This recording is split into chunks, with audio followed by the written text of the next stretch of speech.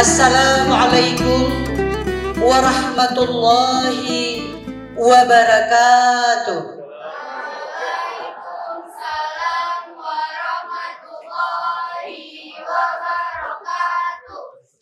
Hamdan wa syukran lillah, salatan wa salaman ala rasulillah. Ashhadu an la ilaha illallah wahdahu la syarikalah wa ashhadu anna Muhammadan abduhu wa rasuluh la nabiyya ba'da. Raditu billahi rabba wa bil islami dina wa bi Muhammadin nabiyya wa rasula. Rabbi shrah li sadri wa yassir li amri wa hlul 'uqdatam min lisani yafqahul qawli. Yang kami hormati Ketua Umum IKA SMP Negeri 4 Banda Aceh, Abang Iwan Patria. Yang kami hormati penasehat dan pembina, yaitu Abang Wahidin. Yang kami hormati Kepala SMP Negeri 4 Banda Aceh beserta stafnya, Ibu Yeni. Yang kami hormati Ketua Panitia Pelaksanaan Maulid, yaitu Abang Muhammad Yamin. Yang kami hormati, yang kami sayangi, Guru Purna Bakti yang telah mengajarkan kita di masa yang lalu. Yang saya hormati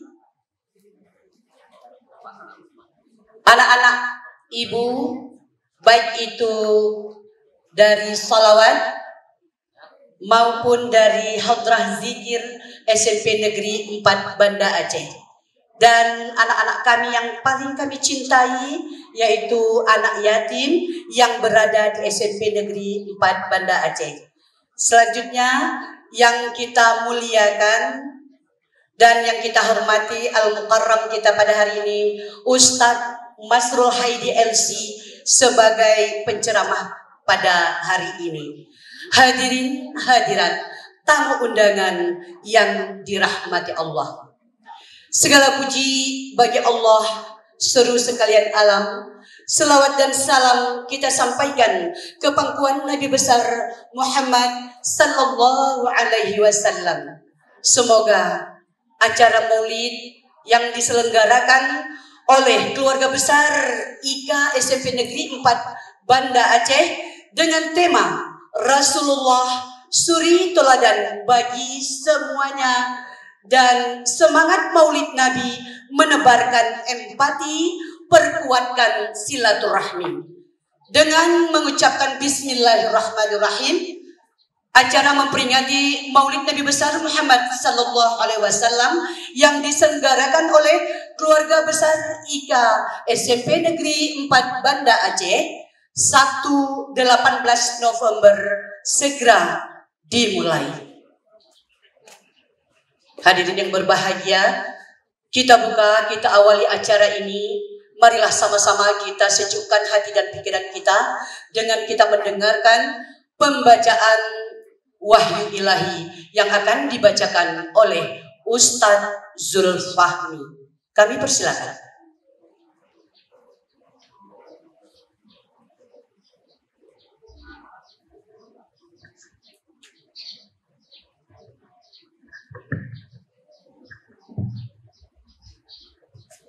Assalamualaikum warahmatullahi wabarakatuh.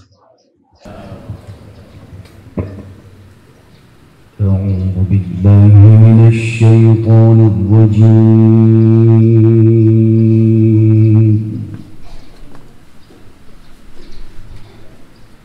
Bismillahirrahmanirrahim.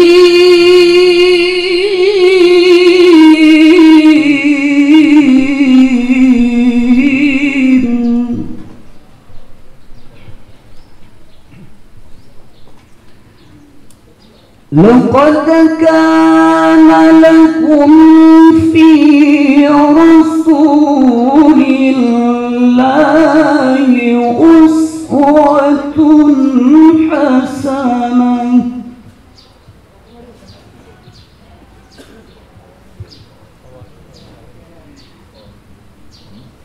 لمن كان يرجو الله واليوم الآخر وذكر الله كثيرا.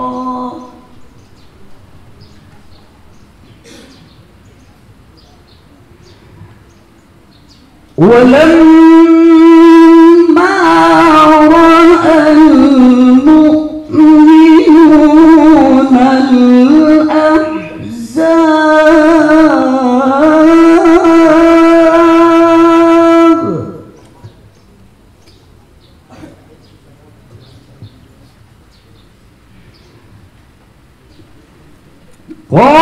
قالوا هذا ما وعدنا الله ورسوله وصدق الله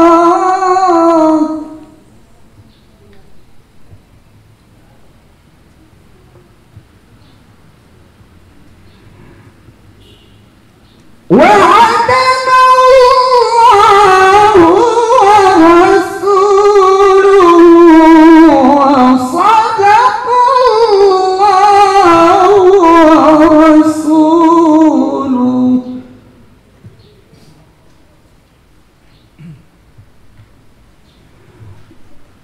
وما زادهم إلا إيمانا وتسليما.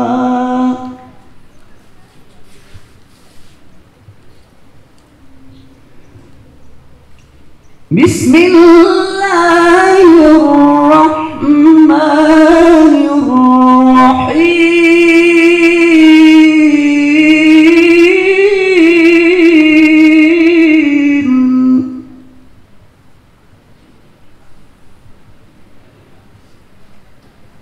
ما كان محمد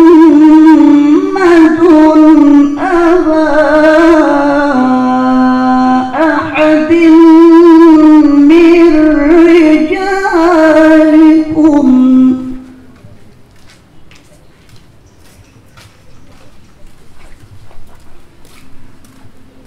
ولكن رسول الله وخاتم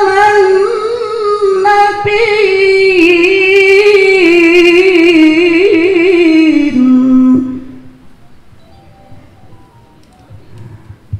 وكان الله بكل شيء عليما. صدق الله العظيم.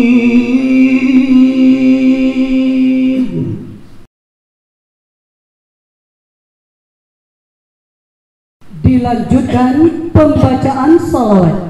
Hadirin mohon berdiri.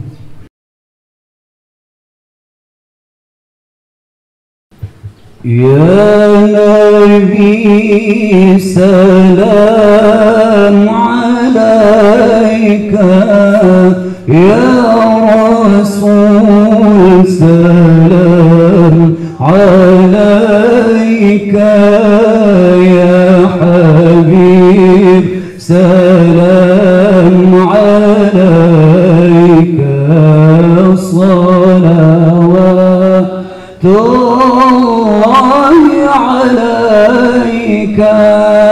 أشرق البدر علينا فاختفت منه البدور. أشرق بدر عليها فاختفت منه البدور مثل حسنك ما رأينا قط يا وجه السرور الله يا نبي سلام عليك يا رسول سلام عليك يا حبيب سلام عليك صلوات الله عليك الله أنت شمس أنت بدر أنت نور فوق نوري أنت شمس أنت بدر أنت نور فوق نوري أنت إكسير وضادي أنت مصباح الصدور الله يا نبي سلام عليك يا رسول سلام عليك يا حبيب سلام عليك صلوات الله عليك. Assalamualaikum warahmatullahi wabarakatuh. Hadirin dipersilakan duduk kembali.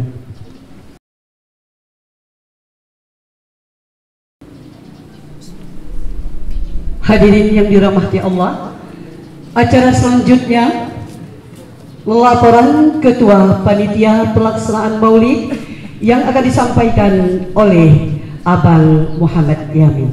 Disilakan.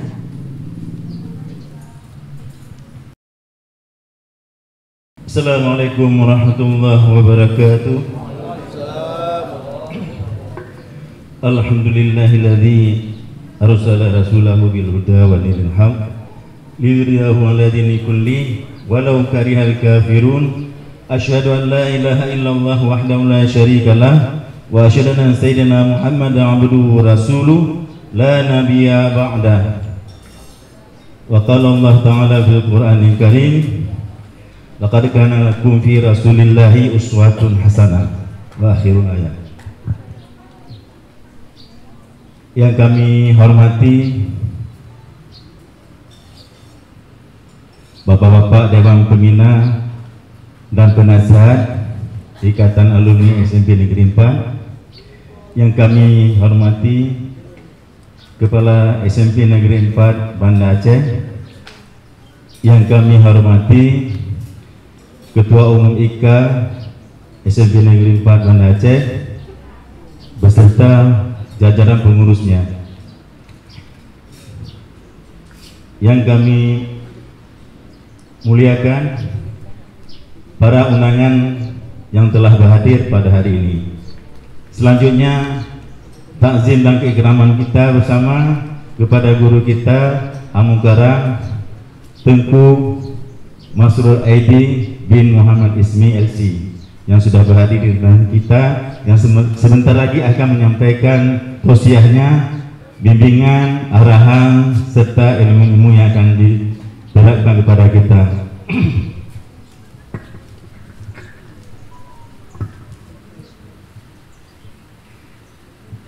Pertama-tama marilah sama-sama kita memanjatkan puji syukur kehadirat Allah SWT yang dengan segala limpahan rahmat serta karunia-Nya lah kita masih diberi kesempatan, kesehatan, kekuatan zahir dan batin sehingga kita telah dapat berkumpul di tempat yang berbahagia ini dalam rangka memperingati lahirnya Rasulullah SAW yang ke 1445 Hijriah atau 2023 Miladiah.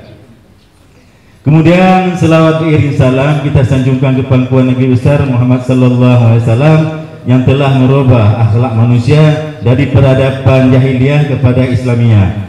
Kemudian selanjutnya kepada keluarga dan sahabat beliau yang sudah seiring bahu seayuh langkah berjuang mengorbankan segala-galanya jiwa dan raga demi tegaknya kalimat la ilaha illallah. Kemudian kepada ulama mutakadimin dan ulama mutakhirin yang muktabar di sisi Allah. Hadirin wa hadirat rahimakumullah. Pada kesempatan ini izinkanlah saya selaku ketua panitia menyampaikan terima kasih yang sebesar-besarnya kepada musaddiq atau orang yang bersedekah atau donatur yang begitu dermawan telah menyisihkan sedikit rezekinya untuk bersedekah pada kegiatan Maulid tahun ini. Selanjutnya terima kasih saya kepada seluruh panitia yang sudah bekerja siang malam dan menyiapkan segala sesuatunya dari penyusunan penggalangan dana, penyusunan acara dan lain-lain sampai acara berakhir nanti. Juga terima kasih saya kepada Dewan Pembina, Dewan Penasihat, Ketua Umum, Ketua Satu, pengurus IKA lainnya, serta semua pihak yang telah memberi dukungan hingga acara ini terselenggara.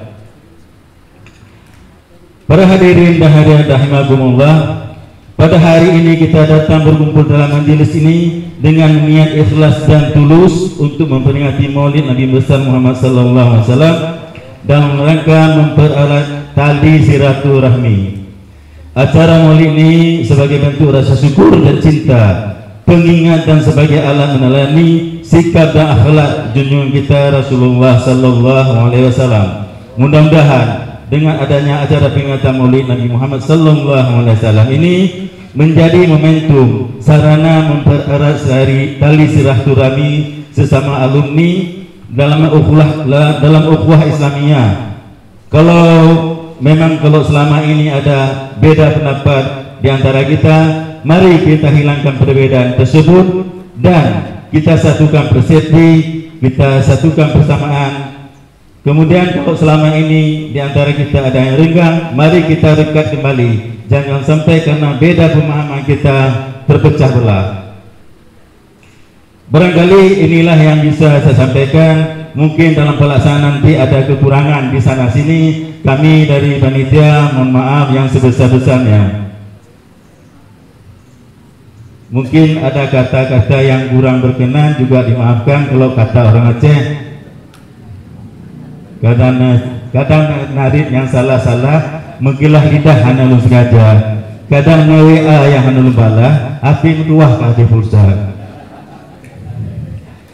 Pane ranuk yang hana mirah, pane penerah yang hana bajo, pane narin yang hana salah, hana ba'awai mungkin na ba'dudo. Demikian dan terima kasih. Wassalamualaikum warahmatullahi wabarakatuh.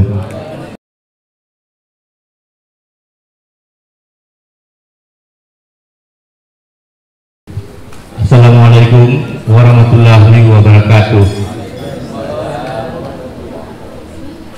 Yang terhormat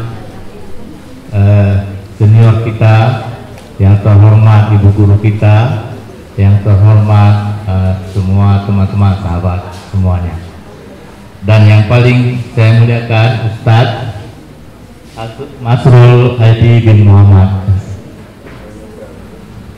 Pada kesempatan ini saya tidak banyak ingin mengucapkan kata-kata. Yang pertama-tama saya ucapkan terima kasih kepada yang telah berhadir di hari ini, kemudian juga kepada panitia yang telah bersusah payah untuk melakukan semua ini. Ini adalah untuk kita bersama, untuk silaturahmi kita bersama, untuk kebersamaan kita sama-sama. Alhamdulillah, puji syukur kita panjatkan kehadiran Allah Subhanahu wa taala yang telah memberikan kesempatan bagi kita untuk berkumpul dalam rangka memperingati Maulid Nabi besar Muhammad SAW dalam keadaan sehat walafiat dan tak kurang satu apapun. Tak lupa selawat dan salam kita berikan kepada junjungan Nabi besar Muhammad SAW yang telah membawa kita dari zaman kegelapan menuju zaman terang benderang. Semoga syafaatnya mengalir bagi kita di hari akhir kelak nanti. Saudara sekalian yang dirahmati Allah, pada awal kesempatan ini saya sebagai Ketua Umum IKA Alumni SMP 4 Banda Aceh ingin mengucapkan terima kasih kepada panitia, juga kepada yang punya tempat Bulog, para bapak kepala Bulog yang telah memberikan kita kesempatan untuk melakukan acara ini di sini. Kemudian juga kepada semua yang telah berpartisipasi dalam acara ini.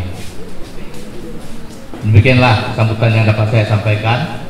Mohon maaf apabila ada kesalahan dan ucapan. Wabillahi taufiq wal hidayah. Wassalamualaikum warahmatullahi wabarakatuh.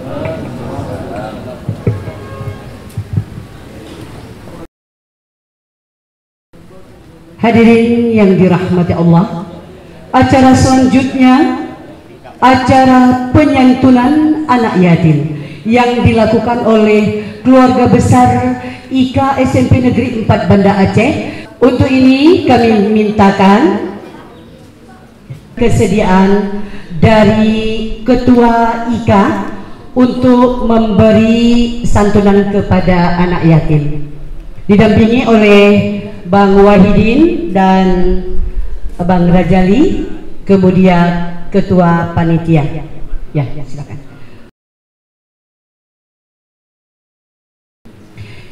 Hadirin yang berbahagia, inilah rasa kepedulian kita keluarga besar alumni SMP Negeri 4 Banda Aceh kepada anak-anak kita, anak yatim yang berada di SMP Negeri 4 Banda Aceh. Terima kasih Bang Iwan.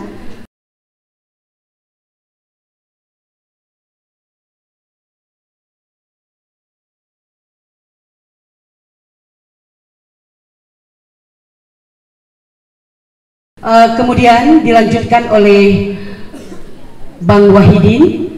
Kami silakan sebagai pembina IKA.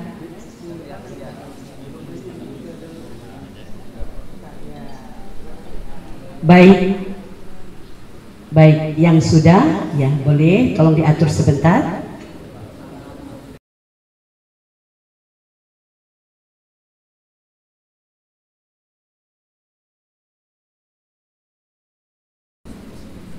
Baik, terima kasih Bang Wahidin sebagai pembina IKA. Ya, terima kasih. Dilanjutkan oleh Bang Razali Rauf.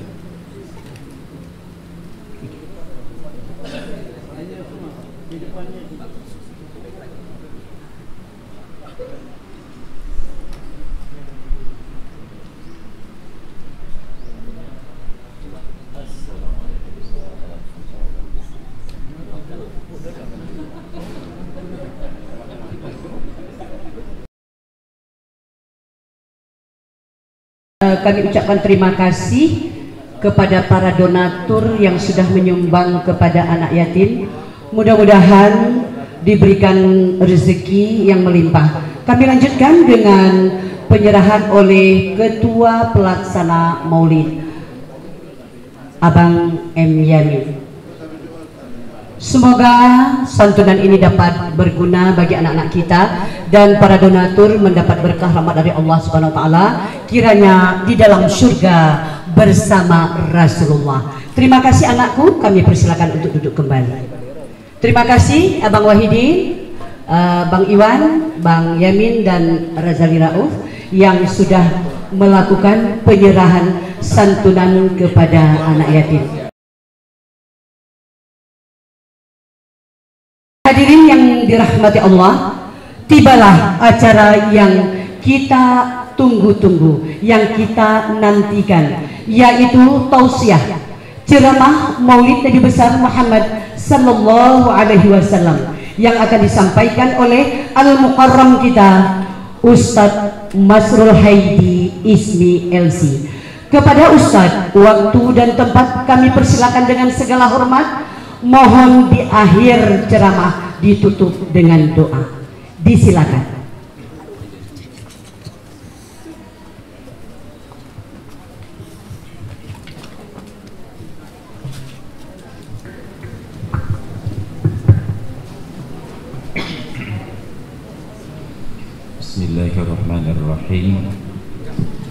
Assalamualaikum warahmatullahi wabarakatuh.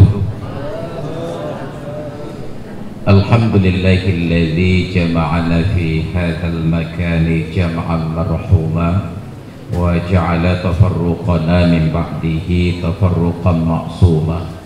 Allahumma salli wa sallim ala nabiyyina wa habibina wa syafi'ina wa maulana Muhammadin al-Mustafa arsalahu Allahu basyiran wa nadhira wa da'iyan ila Allah biiznihi wa sirajan munira.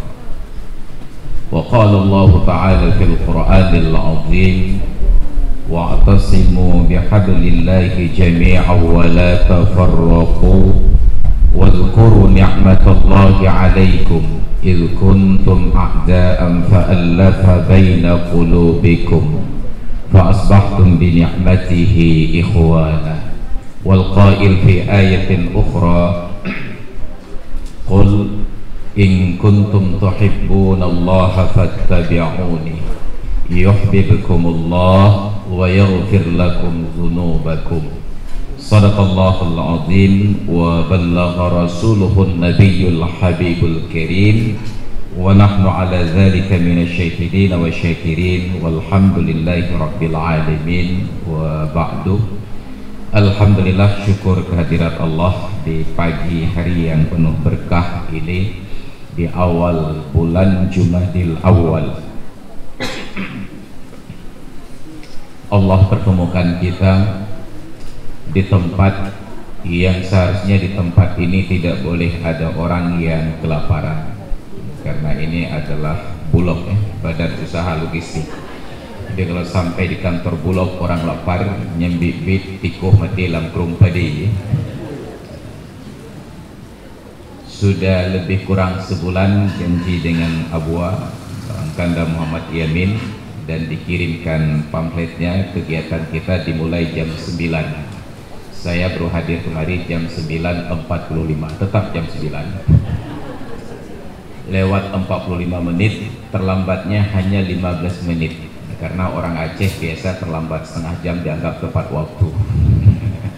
Jadi saya hanya terlambat 15 menit dari keterlambatan yang sepatutnya, karena saya menanti-nanti, sebab di Aceh tidak cukup dengan pengumuman pertama, harus ditambah pengumuman kedua. Kita paham bahwa lampu pengatur lalu lintas, traffic light, kalau sudah menyala merah itu artinya berhenti. Tapi khusus di Aceh ditambah lagi keterangan di bawah, jangan langgar lampu merah. Dan di bawahnya ditambah lagi, mohon indahkan peraturan di atas. Nanti ditambah lagi sampai ke bawah, buatnya itu baca-bacaannya betul. Yang lampu merahnya tetap dilanggar. Maka saya tahu acaranya jam 9, tapi saya menunggu papan pengumuman yang di bawahnya. Ustaz, kami udah siap.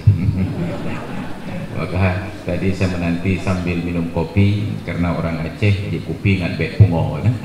Jadi alhamdulillah begitu datang telepon dari Abwa langsung bergerak kemari, dan alhamdulillah kita sudah sama-sama berada di majelis ini.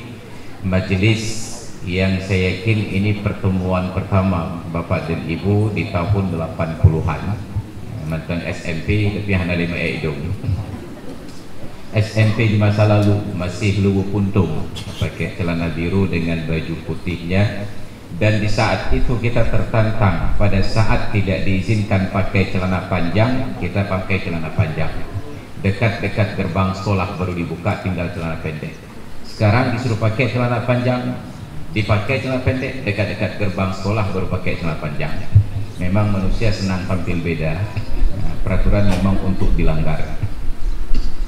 Alhamdulillah, syukur kita kepada Allah Subhanahu wa Ta'ala dapat bersilaturahmi dalam usia yang sudah tidak lagi muda.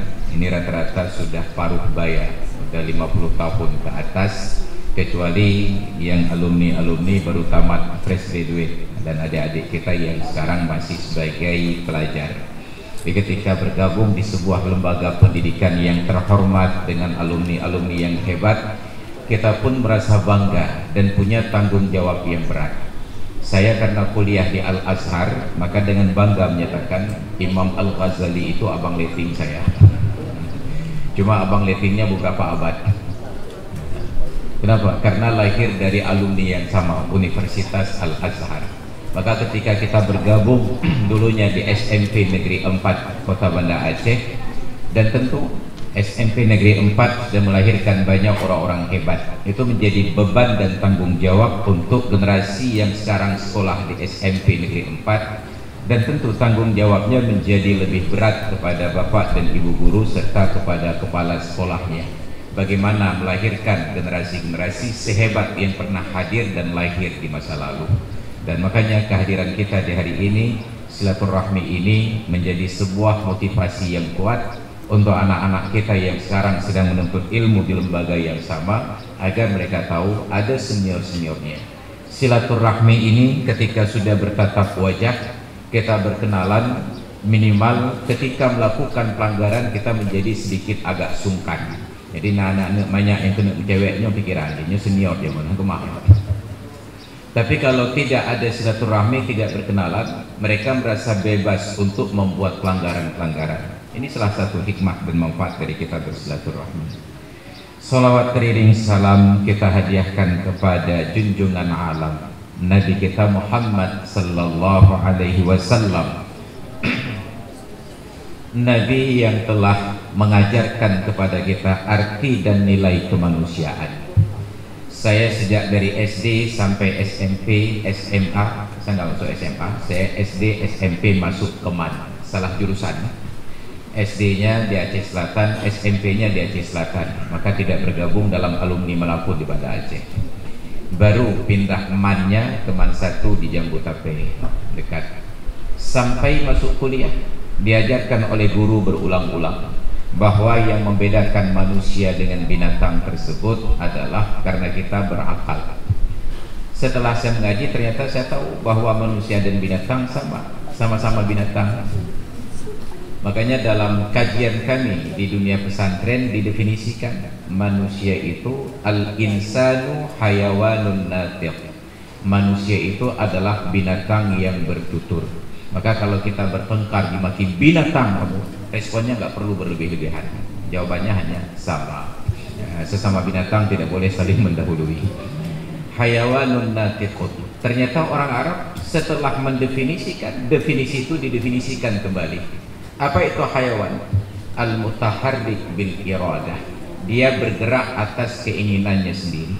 Beda dengan benda mati yang non hewan, bukan benda mati. Pohon, kayu, batu, kalau kata orang tua lat batat kaya batai.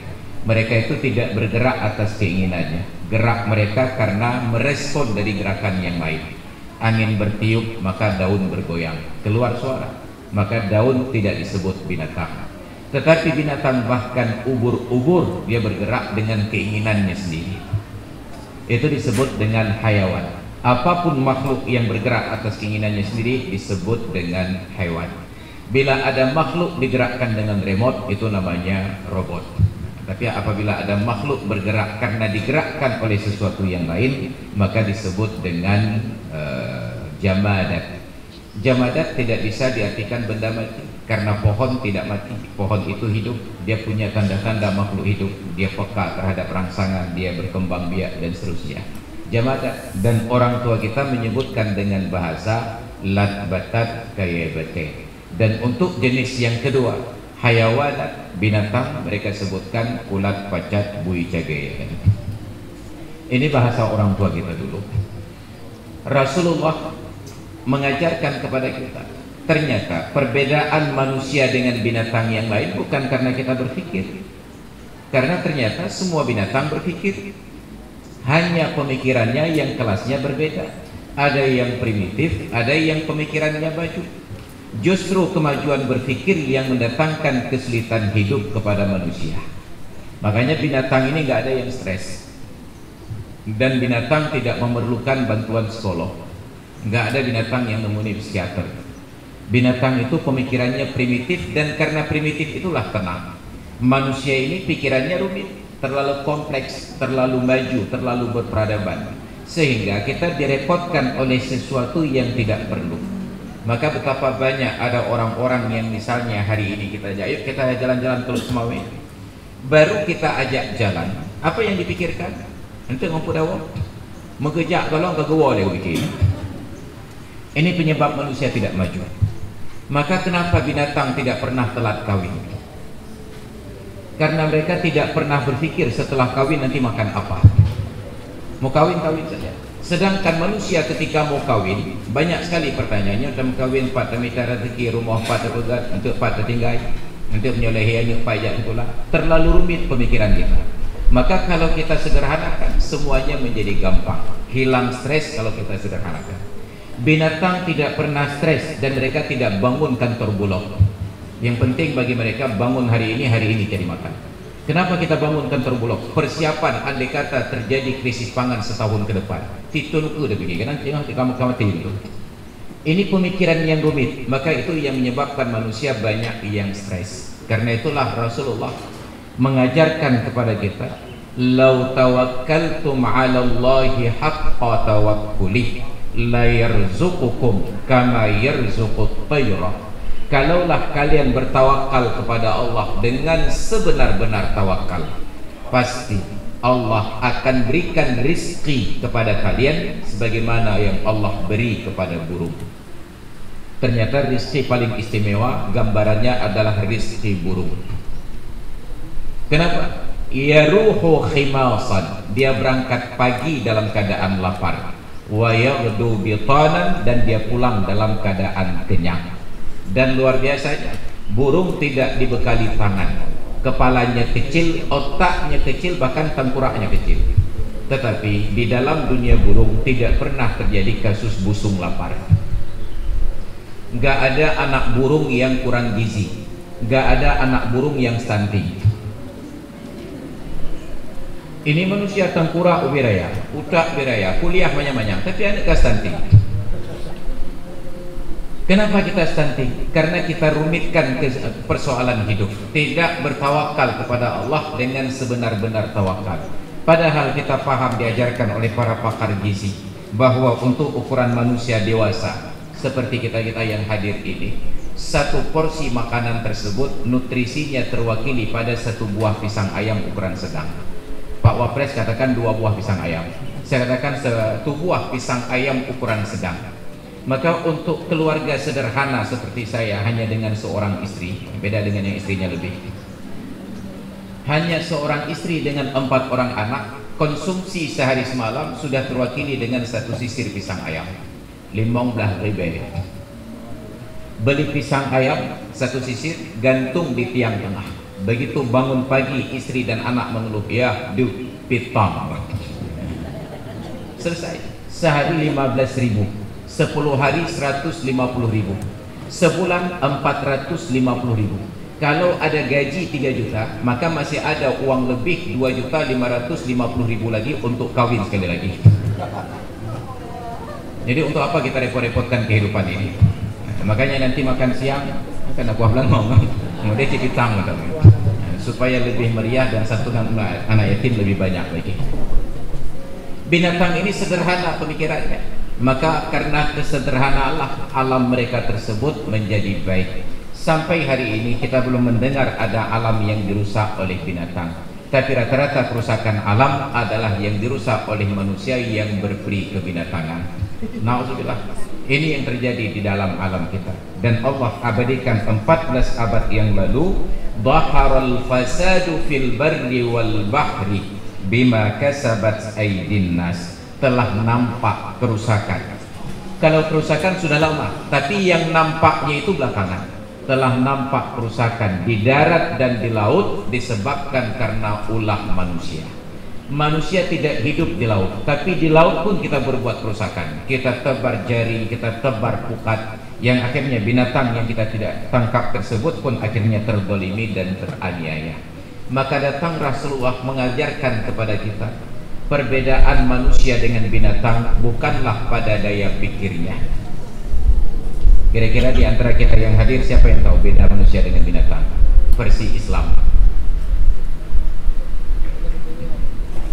Adik-adik ada yang tahu beda manusia dengan binatang versi Islam? Ya? Ada? Yang betul jawabannya kasih hadiah. Oh, kapeng kribe.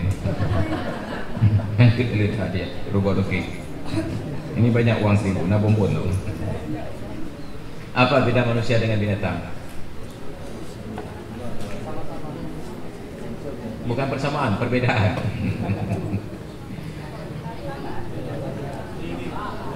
Iya, silakan. Ya. Dengan jernih. Manusia berpikir dengan jernih. Masih sama seperti pengajaran guru saya dulu. Belum berbeda. Bahkan jernih pun pada manusia salah tempat. Air itu kan bening, tetapi disebut air putih. Nanti menu makan siang kita termasuk ada sayur bening, padahal keruh. Dan tidak ada guru bahasa Indonesia yang protes. Kenapa sayur keruh disebut sayur bening, kenapa air bening disebut air putih? Itu menunjukkan daya nalar kita tidak berjalan. Satu-satunya yang membedakan manusia dan binatang adalah bahwa manusia berpakaian. Coba cari informasi, binatang apa sampai tahun 2023 ini sudah pesan baju? Atau yang sudah pakai celana? Selain daripada Tom and Jerry. Tidak ada. Nggak ada seekor binatang pun dalam peradabannya pakai baju. Tetap mereka itu telanjang. Maka yang membedakan manusia dan binatang hanya satu saja, bahwa kita berpakaian. Dan itu Allah sebutkan di dalam surat Al-A'raf ayat 26-27. Ya bani Adama qad anzalna alaikum libasa yuwari sawatikum warisha. Ingat anak-anak kami dihafal ayatnya. Qad anzalna alaikum libasa. Wahai anak keturunan Adam, sungguh kami telah turunkan ke atas kalian pakaian. Dengan pakaian tersebut menutup aurat kalian dan sebagai perhiasan. Allah tidak sebut ya ayuhan nasu, wahai sekalian manusia. Allah tidak sebutkan ya ayuhan ladzina amanu, wahai orang yang beriman. Karena persoalan pakaian bukan tentang keimanan. Allah tidak sebutkan ya ayuhan nasu, karena persoalan pakaian bukan tentang kemanusiaan. Tetapi Allah secara spesifik memanggil ya bani Adama, wahai anak keturunan Adam. Bukan tentang manusia, ini tentang orang merasa diri sebagai keturunan Adam. Maka kalau dipanggil ya ayuhan nasu, sah-sah saja ada manusia yang tidak pakai baju karena dia tidak merasa sebagai keturunan Adam. Lalu keturunan siapa? Monyet, sibin. Dulu saya tidak percaya manusia itu keturunan monyet, tapi hari ini saya hampir-hampir percaya. Karena banyak yang menyatakan bahwa monyet, simpanse itu sepupu dekat kita. Hari-hari ini saya hampir percaya, karena saya perhatikan hari Sabtu, hari Ahad itu banyak orang-orang anak muda dari Banda Aceh bersilaturahmi dengan sepupu dekatnya. Ke Sare, ke Gurute, Lebak Bitang, Lebak Iti, Tabohmu. Ada sepupu dekatnya menanti di sana. Dan sepupu dekat itu makin lama makin mirip dengan tingkah laku kita. Binatang-binatang tersebut dari dulu hidupnya mandiri, nggak pernah minta-minta sedekah. Tapi sejak dibuka jalan di Selawah manusia lewat, ternyata sepupu dekat kita udah pandai minta sedekah. Mereka yang dulunya giat bekerja, mencari nafkah, olahraga, istirahat, bersosialisasi, mereka juga punya acara kumpul-kumpul seperti kita, tapi nggak dinamakan reuni. Mereka dalam komunitas tidak pernah minta sedekah, tapi sejak manusia lewat jalan Selawah mereka sudah pandai minta sedekah. Yang paling saya khawatirkan, makin lama interaksi dengan manusia, cara minta sedekahnya makin canggih. Nanti lama-lama mereka akan bawa proposal ke kantor-kantor. Ini yang bahaya. Kenapa? Karena melihat dari sepupu dekatnya manusia bawa proposal. Maka Allah tidak menyebutkan ya ayyuhalladzina amanu. Allah tidak menyebutkan ya ayuhan nasu, Allah menyebutkan ya bani Adam, wahai anak keturunan Adam. Maka dalam dunia manusia, makin terhormat seorang manusia, makin lengkap pakaiannya. Coba perhatikan pejabat yang dilantik, pakai sepatu, pakai stoken, pakai celana panjang, di dalamnya pasti pakai celana kolor lagi, pakai baju singlet, pakai baju kemeja, pakai baju jas, pakai dasi, pakai peci. Tidak ada seorang pejabat pun dilantik tanpa menggunakan penutup kepala, baik itu peci ataupun topi dalam bentuk yang lain. Coba perhatikan, nggak ada pejabat yang laki-laki dilantik tanpa penutup kepala. Nah, kira-kira presiden dilantik pakai penutup kepala, menteri dilantik pakai penutup kepala, belum. Gubernur, bupati, wali kota, camat, truk bageci pelantikan pakai penutup kepala. Yang tidak ditutup kepala saat pelantikan hanya kepala lorong saja. Nyalah rapat-rapat kampung bagi jaya anak kaya lantik kata ayu wala lorong. Enggak sempat cari peci. Tapi semua yang dilantik rata-rata yang terhormat pakai penutup kepala. Maka di zaman-zaman perbudakan dulu, satu-satunya simbol yang membedakan seorang manusia berstatus merdeka dengan budak adalah karena menutup kepala. Makanya koboi pakai penutup kepala. Semua peradaban dan budaya pakai penutup kepala. Di Amerika, di Eropa pakai peci koboi. Di Cina pakai peci jaring-jaring tersebut. Yang di Turki pakai turbus. Yang di Arab pakai sorban. Di Jawa pakai belangkon. Aceh salah pilih penutup kepala. Kupiah mengkutup pakai. Gehan UBE, mahai UBE. Maka tidak ada orang laki-laki Aceh yang beli kupiah mengkutup. Kalaupun perlu hanya disewa saja. Kenapa? Karena penggunaannya hanya sekali seumur hidup. Waktu kawin yang pertama kali. Kawin yang kedua nggak berani pakai lagi. Takut dikejar-kejar oleh istri pertama. Untung sekarang sudah dimodifikasi seperti yang dipakai oleh Pak Win. Nggak terlalu berat lagi dan sudah tidak terlalu mahal. Ini penutup kepala. Maka diajarkan manusia makin terhormat, pakaiannya akan semakin lengkap.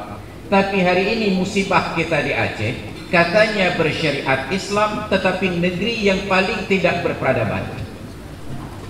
Kenapa? Sepanjang jalan di Aceh laki-laki celana pendek. Ini jalan protokol. Tenya Arif, Daud Bereik sampai ke jalan Tengku Umar itu jalan protokol. Di negeri-negeri yang berperadaban tidak diizinkan di jalan protokol ada orang keluar dengan penampilan yang tidak sesuai dengan pri kemanusiaan. Coba ke Jakarta, Jalan Tamrin, cegala Naura Lalu Muntung. Hanya di Aceh. Kenapa? Karena pemimpin Aceh Hanali yang semikir ke Aceh. Ipikir ke keluarga ada penting berkaya walaupun hasil korupsi. Tidak ada lagi yang berpikir tentang nilai keacehan. Maka saya gugat semua lembaga di Aceh. Kita punya lembaga istimewa, ada MPU, MAA, MPA.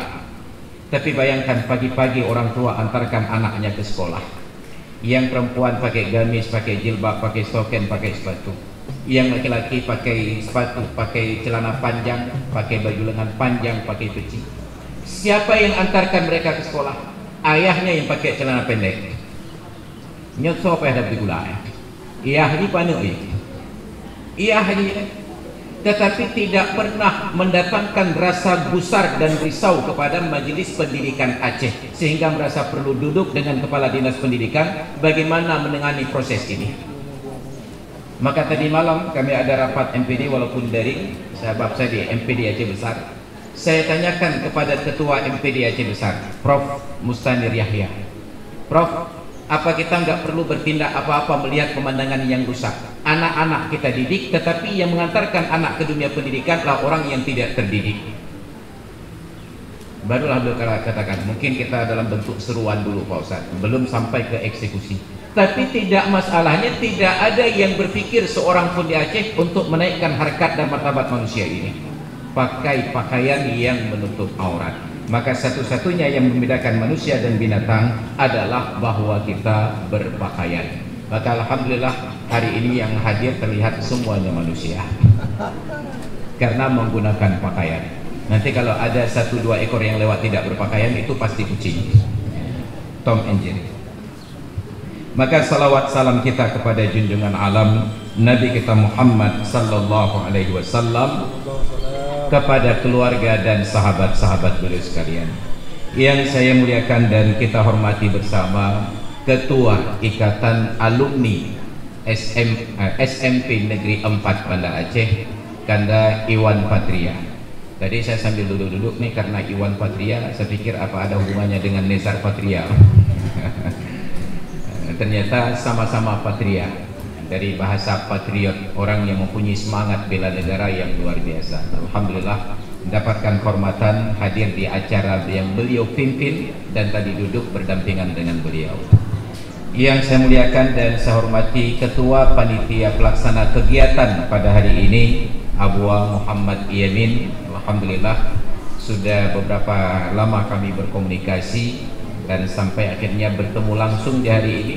Sudah ketemu di hari-hari sebelumnya, kenal orangnya tapi nggak tahu namanya. Untung hanya dipegang engkau kan. Maka ini penyakit kita, kenal orang tidak kenal nama tetapi tidak kenal orang. Yang saya muliakan dan saya hormati, kita hormati bersama Kepala Sekolah Menengah Pertama SMP N4 Banda Aceh beserta Bapak dan Ibu guru yang berpartisipasi dan hadir di majelis ini, dan lebih teristimewa lagi kepada Bapak dan Ibu-ibu guru yang sudah senior dan sudah sepuh. Jadi kalau murid-muridnya saja sudah sebaya bapak-bapaknya, guru tentu lebih berat dong. Tapi ternyata bapak dan ibu guru ini awet-awet muda semuanya, sudah sebaya antara murid dengan gurunya.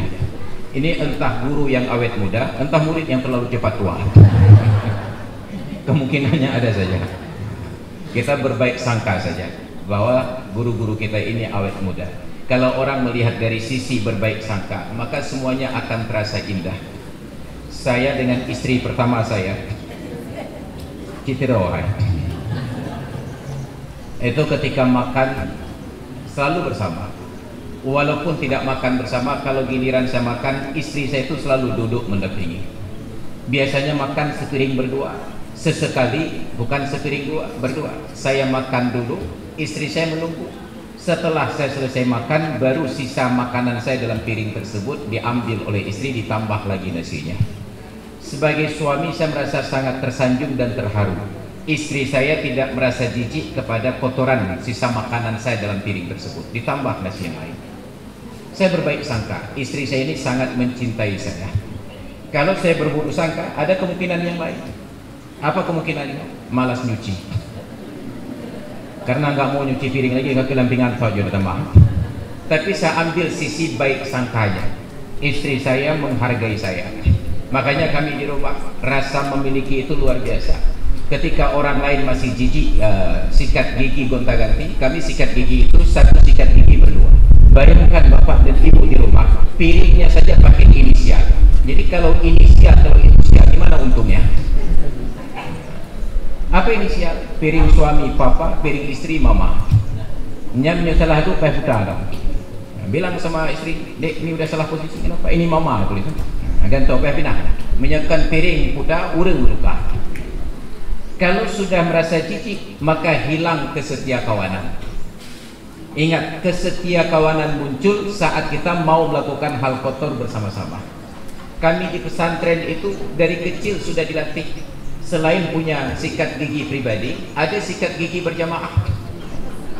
Ditaruh di kamar mandi. Itu yang lupa bawa sikat gigi silakan pakai dan tidak harus bayar. Nyan ego kita mau ego. Menyekahanan luar deke ego itu tumbuh kesetia kawanan. Maka dalam dunia militer kepolisian, jiwa korsa itu dibentuk dari melakukan hal yang kotor bersama-sama. Maka kalau kita ingin tahu di antara kerabat, sahabat, tetangga dan karib handetolan kita yang setia, termasuk hari ini ketika kita buat acara bersama-sama, kalau ingin tahu siapa yang paling setia, nanti lihat setelah selesai makan siapa yang bersedia bahagian cuci piring. Tapi alhamdulillah hari ini sudah ada catering. Yang mau cuci piring di acara kita, itulah kerabat dan sahabat yang paling setia. Maka saya belajar makna kesetiaan itu waktu ngaji di pesantren. Baru-baru masuk pesantren di Lamno tahun 96 setelah tamat adik. Saya tidak pandai memasak kecuali nasi. Dan di dapur kami berlaku peraturan, tidak boleh ambil menu makanan orang lain. Apa yang dimasak itu yang dimakan. Saya hanya pandai masak nasi dengan goreng kerupuk. Maka kawan nasinya, telur saya masukkan di dalam kanot, dalam periuk. Nasinya matang berikut dengan telur. Seminggu pertama di pesantren, saya hanya makan telur sehari 3 kali. Pagi telur, siang telur, malam telur. 7 hari berturut-turut muka saya sudah seperti ayam.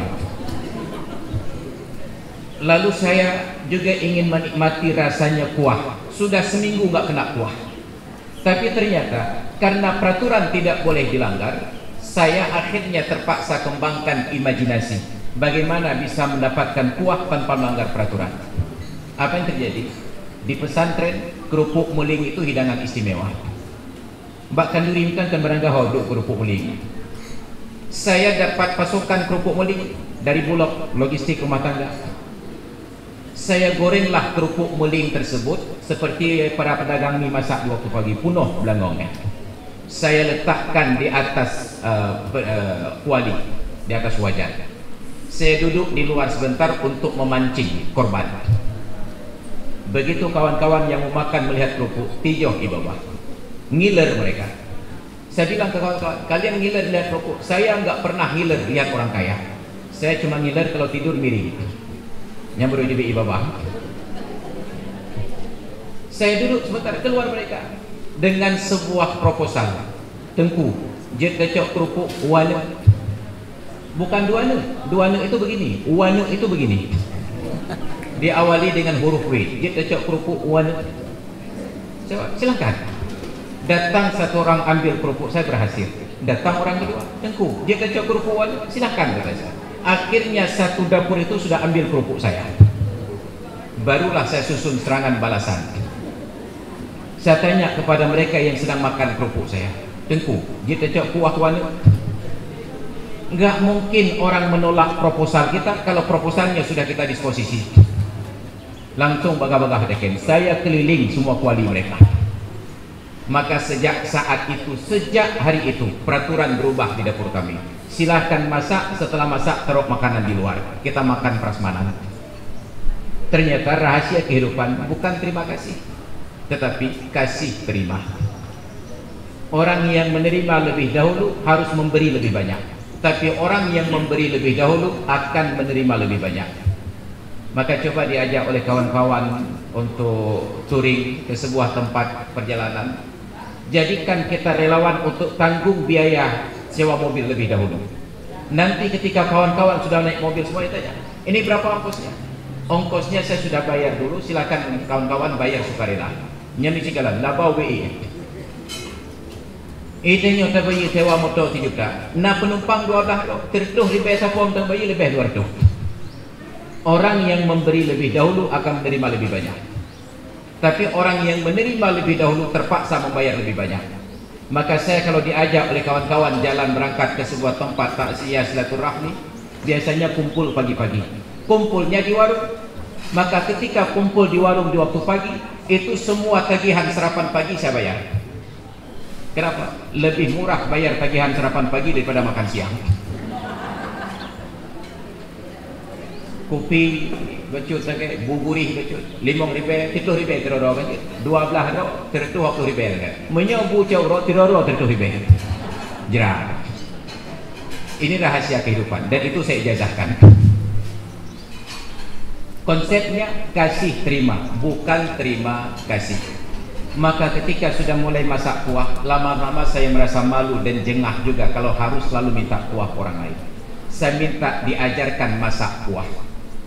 Zaman itu belum ada blender, harus makin batu giling. Saya diajarkan giling cabai, giling bawang limau sunti, giling tomat. Saya giling, saya perhatikan kawan-kawan mengumpulkan cabai gilingan itu pakai karet. Apa nama karet ini? Setia. Saya tidak tahu kenapa karet ini dinamakan setia sampai saya tidak pakai kesetiaannya. Saya giling cabainya. Saya perhatikan mereka pakai karet. Hoka karetnya untuk hoka setia. Alah, macam tipu mentang payah pakai karet. Dengan tangan saya kumpulkan cabainya. Setengah jam kemudian baru saya sadar kenapa nama karet tersebut disebut setia. Ilak hia jero. Perih tangan. Bayangkan cabai giling kita kumpulkan dengan tangan. Baru saya tahu ternyata karet ini mendapatkan nama setia karena memang dia setia. Dia tanggung penderitaan kita untuk dirinya. Nggak jadi sia tangan kita, nggak jadi perih tangan kita karena dia sudah berkorban. Maka orang yang setia terlihat saat kita menderita dia pasang badan. Orang yang tidak setia itu terlihat ketika kita sukses badannya baru terlihat. Maka betapa banyak kawan-kawan kita di masa lalu yang ikut berjuang, yang membantu kita. Saat kita berada di puncak sukses, mereka tidak pernah terlihat. Saat kita sudah diaudit oleh KPK, baru dia datang lagi. Saat itu kita teringat, hai barakan dan tengah na jabatan pakan hana nija, medejek tunjuk proyek, na paket, na PL dan lain sebagainya. Orang-orang yang setia tidak mencari untung. Mereka adalah orang yang datang untuk pasang badan. Maka ini diajarkan dalam filosofi kehidupan. Kesetiaan adalah orang yang bersedia melakukan hal yang kotor untuk Anda. Makanya dalam keluarga, makanan yang paling berkah dilakukan bersama-sama. Hari ini, jangankan untuk orang lain, untuk diri sendiri kita tidak setia.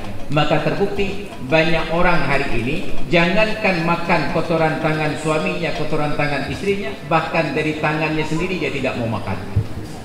Apa yang terjadi? Orang sekarang rata-rata makan pakai sendok. Mbak Jarodo keluar, Mbak sendok ke mana? Padahal tangan kita jauh lebih tahu penggunaan dan fungsinya dibandingkan sendok tersebut. Maka suatu hari saya diajak kajian oleh ibu-ibu yang hendak pembicara. Setelah selesai pengajian, pada sesi perbaikan gizi, duduklah kami makan. Saya makan pakai tangan. Duduklah seorang ibu-ibu pejabat konglomerat di depan saya. Ditanya, Ustaz makan pakai tangan juga? Iya, mau pakai apa lagi? Kan pakai sendok, Pak Ustaz. Enggak, Bu, saya lebih nyaman pakai tangan. Gini, Pak Ustaz. Beberapa hari yang lalu, ada kenduri di tempat kawan saya. Saya tengok ada seorang ustaz makan pakai tangan. Dia jilat-jilat tangannya. Jijik kali saya tengoknya. Oh, malepai cakro.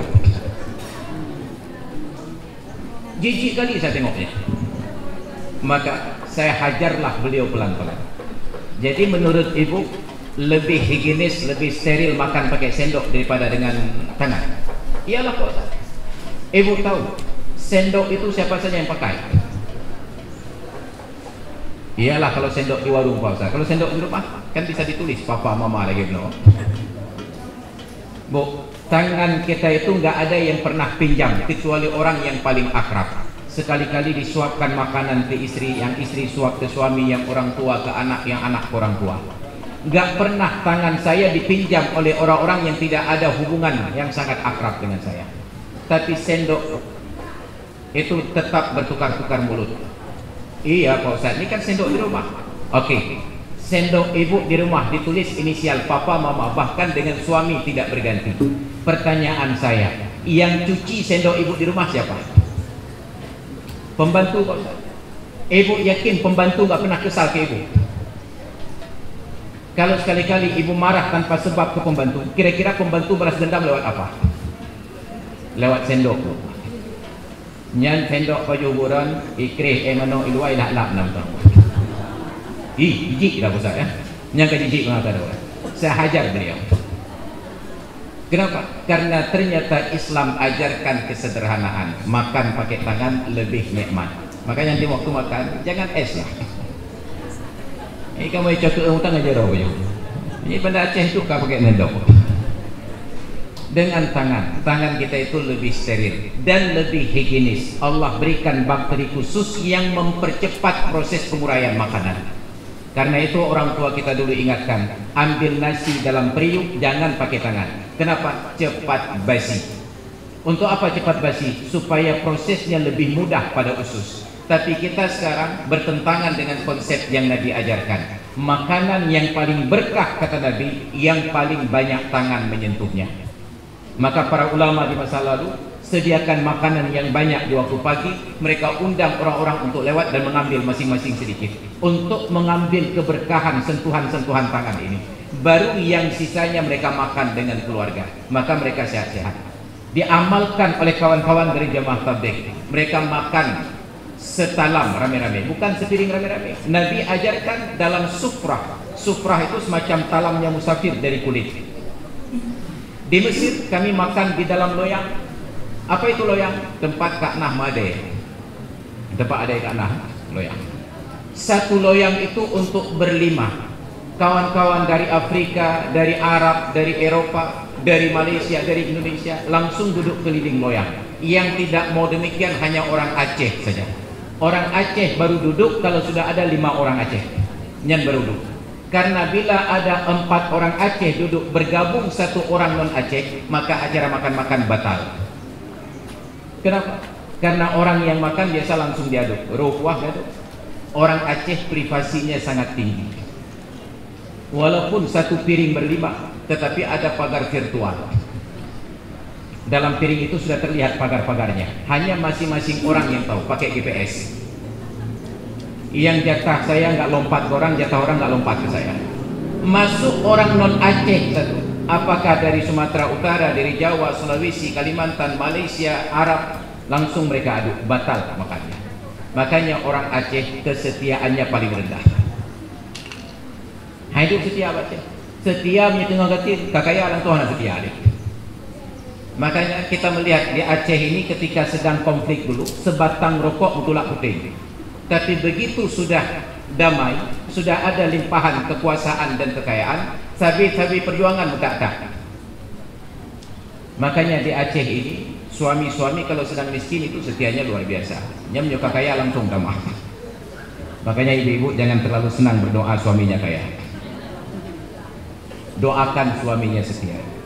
Maka Nabi kita Muhammad sallallahu alaihi wasallam mengajarkan kesetiakawanan melalui konsep-konsep sederhana. Jangan merasa jijik kepada saudaramu. Makan dan minum sepiring bersama, tapi minum jangan 1 gelas rame-rame, meledak gelasnya. Giliran karena gelas itu mulutnya kecil. Ini Nabi. Penghormatan saya, penghormatan lebih dalam ceramah. Penghormatan saya yang saya muliakan dan kita hormati bersama para tamu undangan yang sudah berkenan meluangkan waktu hadir di majelis ini untuk sama-sama duduk bersilaturahmi. Walaupun kita tahu bahwa di hari Sabtu dan Ahad di Aceh itu ada banyak sekali agenda perbaikan gizi, tapi dari semua kenduri yang tersedia, para tamu ini lebih memprioritaskan untuk datang ke majelis ini lebih dahulu, dan itu luar biasa. Datang lebih dahulu menunjukkan ada sebuah komitmen kuat dalam pergaulan yang substansinya adalah makan gak makan yang penting kumpul. Maka orang yang punya prinsip ini datang di awal, jelang waktu makan sudah bubar. Ada konsep kedua, kumpul gak kumpul yang penting makan. Mereka gak datang di awal-awal untuk rara mukaida berdua. Tapi kita jangan berburuk sangka. Boleh jadi sebahagian di antara yang datang nanti menjelang buka idam harus menghadiri acara-acara yang lain di tempat yang berbeda. Maka kalau kita selalu berbaik sangka, melihat sudut pandang positif, maka semua akan baik-baik saja. Yang saya muliakan dan kita hormati bersama kepada adik-adik kita, anak-anak para pelajar, siswa baik khusus dari SMPN 4 Banda Aceh dan dari siswa yang lain yang sudah berhadir di majelis yang penuh berkah ini, teristimewa kepada MC, maka Ibu MC, kepada MC. Ini bahasa Indonesia MC. Kalau bahasa Inggrisnya MC, Master of Ceremony. Tapi karena kita di Indonesia menjunjung bahasa Persatuan Bahasa Indonesia, pelafalannya MC, singkatan dari Mak Comblang. Karena kita nasionalismenya harus kuat. Saya sedih ketika melihat bangsa sebesar ini ternyata bahasa Indonesia tidak berdaulat di negeri sendiri. Kita ketemu orang Malaysia, kalah bahasa kita. Kira-kira kalau orang Malaysia datang kemari, kita lebih terikut logat Melayu atau orang Melayu logat Indonesia? Kita ikut logat Melayu. Kita datang ke Malaysia juga begitu. Ya, artinya bahasa kita kalah nilai tawar di pergaulan lokal di tingkat Asia Tenggara. Kenapa? Karena salah satu faktornya adalah kemiskinan yang menjerat kita. Bahkan saat jadi orang kaya pun jiwa miskinnya tidak kurang. Maka betapa banyak orang-orang kaya di negeri ini sampai ke Malaysia tetap terikut dengan irama Malaysia.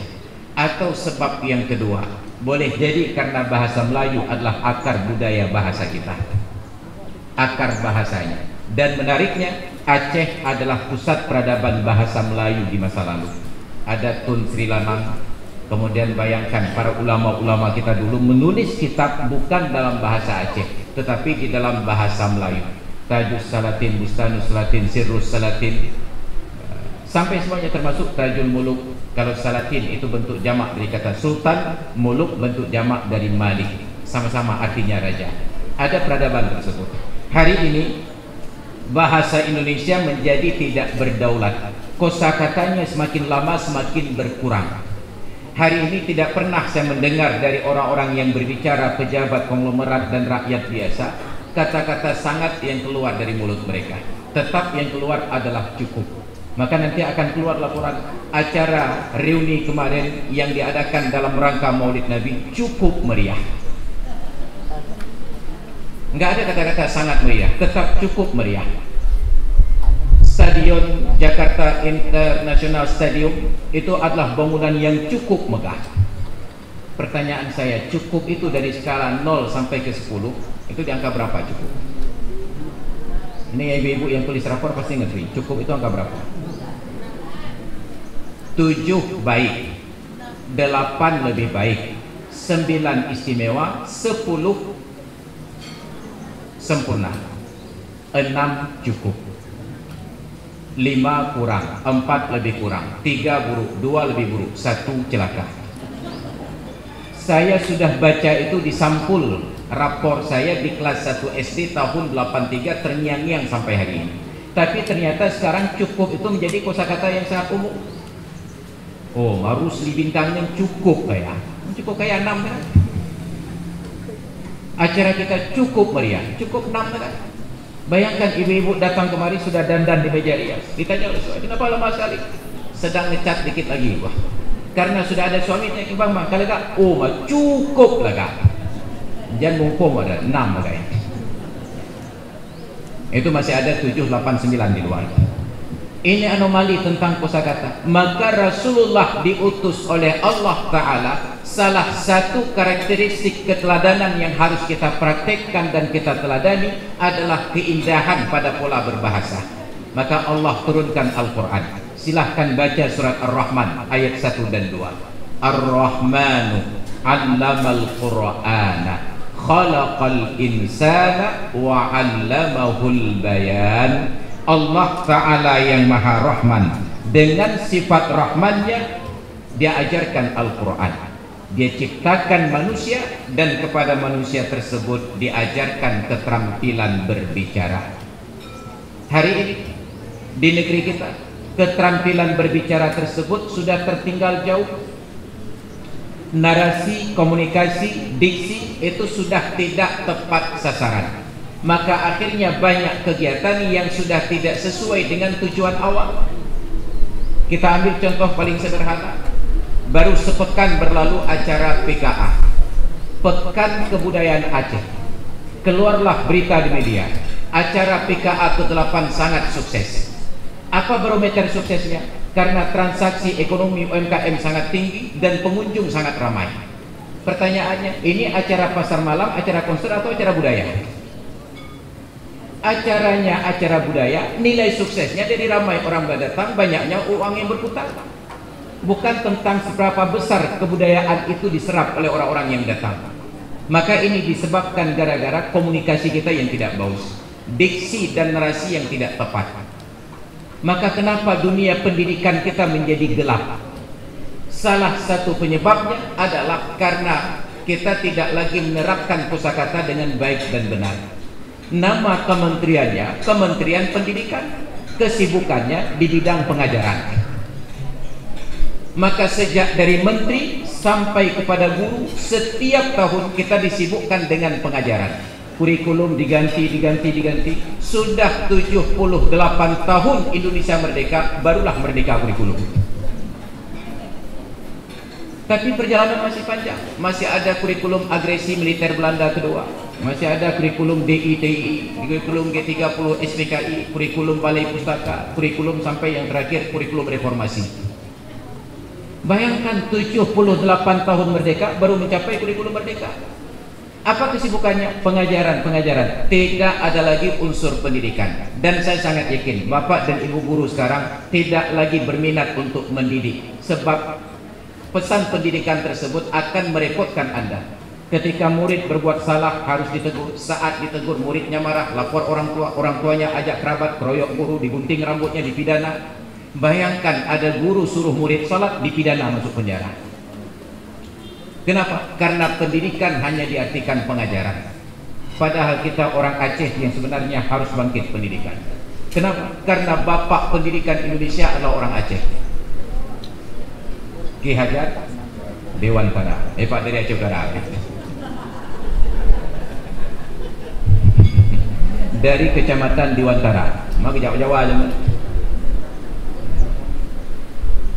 Kita orang Aceh harusnya paling maju pendidikan. Kita istimewa di bidang pendidikan. Kita istimewa di bidang syariat. Kita istimewa di bidang adat. Tapi perhatikanlah, ketika orang kawin, ada yang pakai adat Aceh sekarang. Kita berbangga-bangga pakai adat lain.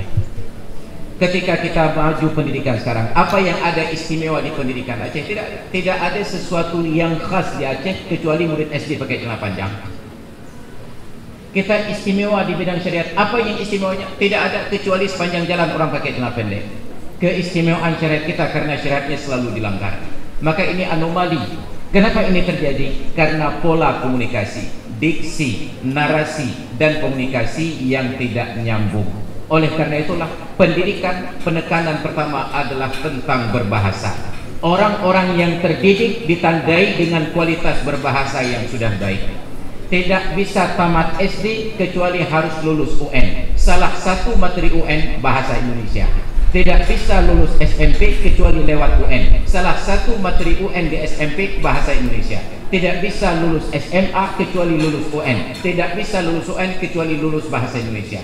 Anda masuk S1 tidak bisa diwisuda kecuali selesai skripsi. Yang pertama dicek pada skripsi adalah gramatika. Anda lulus S2 tidak bisa diwisuda sebelum selesai tesis. Yang pertama diperiksa tesis adalah gramatika. Anda tidak bisa diwisuda doktor kecuali selesai S3. Dan ketika Anda ajukan disertasi, yang pertama diperiksa adalah gramatika. Tapi setelah semuanya jadi profesor doktor, dengarlah bahasa mereka hancur-hancuran. Bagaimana bisa bahasa Inggris, sebuah negara kecil di Eropa yang tidak lebih besar dari provinsi Aceh, tapi seluruh dunia bahasa Inggris tetap standar. Bagaimana KFC yang berpusat di Amerika, tapi sampai kepada Aceh rasanya tetap sama. Tapi kenapa bahasa Indonesia di Indonesia rusak? Maka orang Indonesia tidak mampu membedakan kosakata dari dengan daripada. Bila membaca Qurannya ada aja, kalau baca lumpri itu. Kenapa? Dari dan daripada tidak sanggup dibedakan. Saya sudah menanti daripada kemarin. Pupuk daripada itu kena. Lebih baik kita buat acara di sini dari di sekolah. Yang kan daripada tempat untuk pembanding. Hanya sekedar dari dan daripada itu bahkan dosen bahasa Indonesia tidak mampu bedakan. Lalu apa artinya pengajaran-pengajaran selama ini? Murni karena pendidikan tidak berjalan. Maka di dalam Islam konsep pendidikan yang diajarkan oleh Rasulullah menjadi teladan kita adalah wattaqullaha wa yu'allimukumullah. Bertakwalah kalian kepada Allah, pasti Allah akan ajarkan kalian. Ini pendidikan. Maka kita masuk dalam acara seminar. Saya sekali-kali diundang sebagai pemateri. Sebelum dipersilahkan menyampaikan materi, oleh pembawa acara menyampaikan, Pak Ustadz, acara seminar kita judulnya Fulan, jumlah peserta sekian, yang perempuan sekian, laki-laki sekian, berasal dari lembaga Fulan, dan mereka yang hadir sudah siap menerima materi dari Pak Ustadz. Ada persiapan peserta didik sebelum masuk dalam metode pendidikan. Tapi hari ini sudah tidak ada lagi konsep tersebut, langsung berjalan saja. Yang penting sudah bekerja sesuai dengan tupoksi. Maka hilang yang namanya tarbiyah, yang tersisa hanya taklim. Hilang pendidikan, yang tersisa hanya pengajaran. Maka ketika hari ini kita kumpul reuni, kita banding-bandinglah antara kita yang sekolah SMP di masa lalu dengan SMP sekarang. Saya SMP Krung Baru di Aceh Selatan. Bapak dan Ibu lewat ke sana, lewat Abdiya, lewat jembatan itu langsung turun SMP saya sebelah kanan. Ketika sekolah SMP naik sepeda dari rumah, karena di pesantren Darussalam Labuan Haji saya pakai celana panjang. Dekat sekolah saya buka celana panjang, tinggal celana biru yang pendek tersebut. Saya titip di samping pagar. Naik sepeda, ketika melihat guru jalan kaki, kami turun dari sepeda, dorong sepeda. Kalau buru-buru takut dicabut rumput nanti karena terlambat, kami dorong sepeda lebih cepat, lewat dari guru baru kami naik kembali. Adab-adab sesederhana ini sudah tidak ada lagi pada generasi sekarang. 2004 terjadi tsunami, 2006 beberapa orang di antara kami, pelaku pendidikan, pimpinan pesantren, kepala dinas, kepala sekolah, diundang oleh UNICEF di aula kantor camat Pekanbadak. Diberikan materi dari lokal, nasional sampai internasional. Oleh pemateri internasionalnya disampaikan ke kami. Bapak-bapak yang sekarang jadi orang hebat, jadi ustadz, jadi pejabat, jadi kepala sekolah, bukan bakal bapak-bapak jadi hebat ini karena dulu dipukul oleh gurunya, ditempeleng oleh gurunya. Iya. Bapak-bapak yang hebat sekarang bukankah karena dulu dicubit oleh gurunya? Iya. Bayangkan, ditempeleng dan dicubit saja, dipukul oleh guru bisa sehebat sekarang. Bayangkan kalau dulu bapak tidak dicubit, tidak ditempeleng, tidak dipukul, pasti lebih hebat lagi. Tinggal kamu nyocit. Maka saat itu tahun 2006 kami buat komitmen, tidak boleh lagi ada acara kekerasan fisik di sekolah, pukul anak murid. 2006, sekarang sudah 2023. Pada betul kayaknya 12 tahun. 12 tahun itu satu generasi sudah kita didik tamat dari SD. Pertanyaannya, coba tunjukkan seorang yang tamat SMA, yang tamat kuliah sekarang yang lebih baik daripada kita di masa lalu. Gak ada lagi. Kenapa? Ada sesuatu yang sudah berjalan alami yang kita rusak. Maka di masa lalu karena ada penderitaan dengan kenakalan kita, terjalin silaturahmi yang sangat hebat. Maka saya yakin yang paling akrab di antara bapak-bapak ini adalah yang dulu pernah berkelahi. Yang paling akrab di antara ibu-ibu ini yang dulu pernah ribut. Kenapa? Ada memori yang kuat. Tapi anak-anak sekarang tidak pernah lagi mengalami momen-momen tersebut. Maka ikatan persaudaraan tersebut tidak seperti kekuatan yang terjadi di masa lalu. Kita melakukan kenakalan bersama-sama. Kawan-kawan yang sama-sama nakalnya lompat gerbang sekolah, kawan-kawan yang sama-sama nakalnya bolos sekolah, itu yang akan terlilit dalam ikatan silaturahmi yang sangat kuat. Bukan untuk mengajarkan kenakalan, tetapi untuk menunjukkan bahwa proses harus berjalan sebagaimana yang sepatutnya. Maka ini yang kita sedihkan. Karena itulah momen peringatan Maulid Nabi seharusnya menjadi sebuah keteladanan bagi kita. Yang kita angkat temanya hari ini, semangat Maulid Nabi menebar empati dan perkuat silaturahmi. Empati dan silaturahmi menjadi dua kosakata yang prakteknya tinggal di dalam museum. Kita sekarang tidak lagi menjadi bangsa yang berempati. Dan kita sekarang dibuat kondisinya untuk tidak sempat bersilaturahmi. Maka saya tantang kita yang hadir dengan sebuah pertanyaan.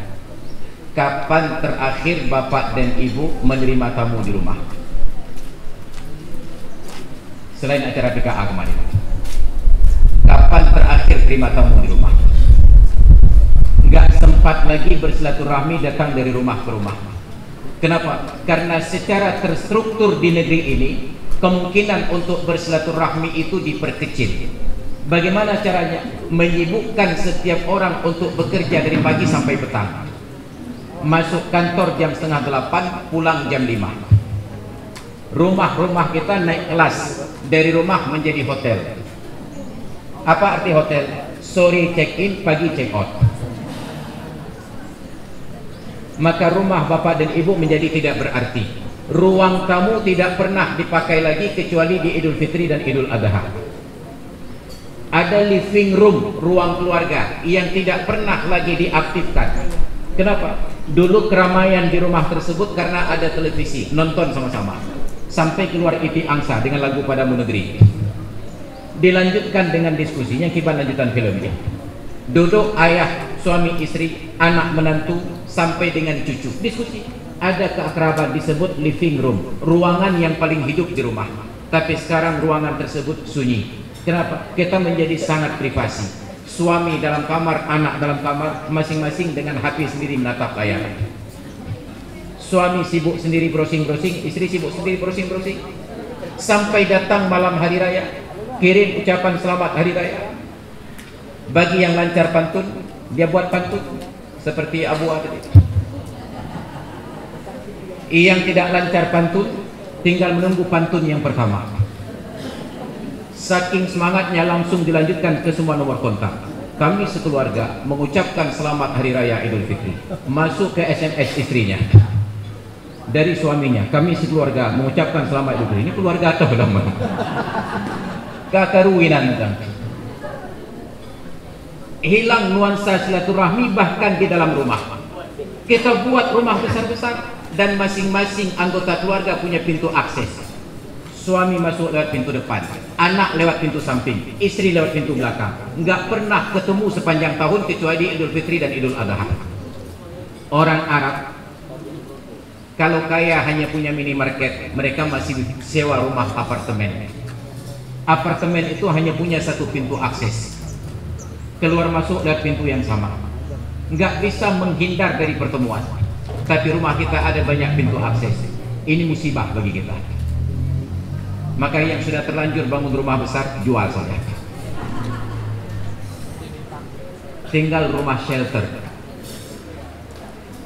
Kenapa? Kita sekarang disibukkan dengan sebuah stigma bahwa orang sukses, orang hebat tinggalnya di pusat kota. Saya nggak tahu pusat kota itu di mana. Kalau pusat saya tahu di mana. Kalau sudah tinggal di kampung Laksana, kampung Mulia, kampung Keramatnya, tentang kekayaan ya. Malah kamu tinggal cukup lagi runtuh boh. Kita lupa yang harus kita kuasai adalah akses tanah seluas-luasnya, bukan akses gengsi yang setinggi-tingginya. Maka hari ini ketika semua pola pikir orang Aceh diarahkan bahwa orang sukses di pusat kota, orang berlomba-lomba ke pusat kota walaupun rumah belum kek. Yang penting udah yang Pak tinggal di kampung Laksana, Pak tinggal di kampung Mulia, rumah ubay belum kek. Geblau mata ulai tamu dalam ikut Pak berjalan. Saya balik konsep ini. Saya tinggal di Ulai Karing, sampai sekarang KTP saya masih KTP Doi. Tapi saya tinggal di Catuun karena harga tanah di Ulai Karing sudah tinggi. Pulau Ulai Karing belau Catuun. Yang menyei yung tanah Catuun tidak dalam negeri Sarawak mereka. Orang Aceh mutunah-tunah bertengah kota Geli Sarawak habis cuak Cina.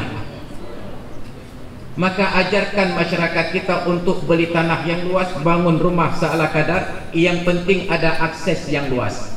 Jeta pula bak kaya, pula bak ubi, pula bak pisang. Ada kenang-kenang COVID generasi kedua, ada PSBB nggak bisa keluar rumah, masih ada pekarangan luas untuk kita beraktivitas. Jeta pula bak kaya, hanta tu pula li, tak pula pingkuin agarau. Tanah kita luas. Kita nonton film, kita lihat bagaimana Eropa dan Amerika, mereka berbangga-bangga dengan pekarangan yang luas. Kita sekarang berbangga-bangga dengan tanah luas yang ditimbun beton. Gak ada ruang terbuka hijau. Kenapa? Karena pejabat tidak memberikan contoh dan keteladanan. Makanya ke depan pilih saya. Sekarang baru jadi wali kota Cekueng. Rencana tahun 2024 mau naik jadi gubernur. Gubernur Cekueng. Ini konsep sederhana. Maka anak-anak kita yang sekarang sedang dididik, tanamkan di dalam benak mereka. Kalau dulu kecil kami selalu diajarkan oleh guru, nak sekolah yang pandai nanti jadi PNS. Ternyata sekarang nggak ada lagi penerimaan PNS. Nyan pun kena berhalang, kena tamong P3K, nyan ti uro tabah kotak yang lamu kotak P3K.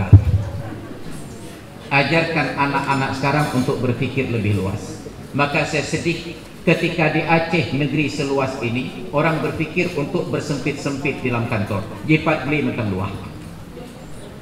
Tanah belum digarap. Saya datang ke Poltek Pel Malahayati. Saya diskusi dengan dosen-dosennya. Apa kata mereka? Pak Ustaz, saya orang Aceh mengajar di sini, tapi saya sedih. Laut kita yang luas, nggak ada orang yang berpikir untuk menggarap laut. Yang dipikir hanya menggarap-garap saja. Sehebat-hebat jadi PNS, baru lewat gajinya hanya sekitar 2 juta. Abih yang gaji 6 juta itu yang halal. Hanatinya harum. Tapi di laut Pak Ustaz, kalau kita sudah dapat sertifikat pelayaran, kita diterima bekerja di perusahaan kargo kapal layar, 3 bulan kita melaut, waktu turun dari kapal, serendah-rendahnya pangkat dan golongan, dia akan kantongi uang bersih 20 juta rupiah. Ilaut. Tapi tidak ada yang motivasi anaknya jadi pelaut. Padahal lagu yang selalu kita dengung-dengungkan adalah nenek moyangku orang pelaut. Kenapa nenek moyang? Karena Malahayati itu nenek, bukan kakek. Kakek bagian EU. Ini PR bagi kita sekarang. Maka Rasulullah Sallallahu Alaihi Wasallam seharusnya menjadi role model. Itu bahasa Inggris juga.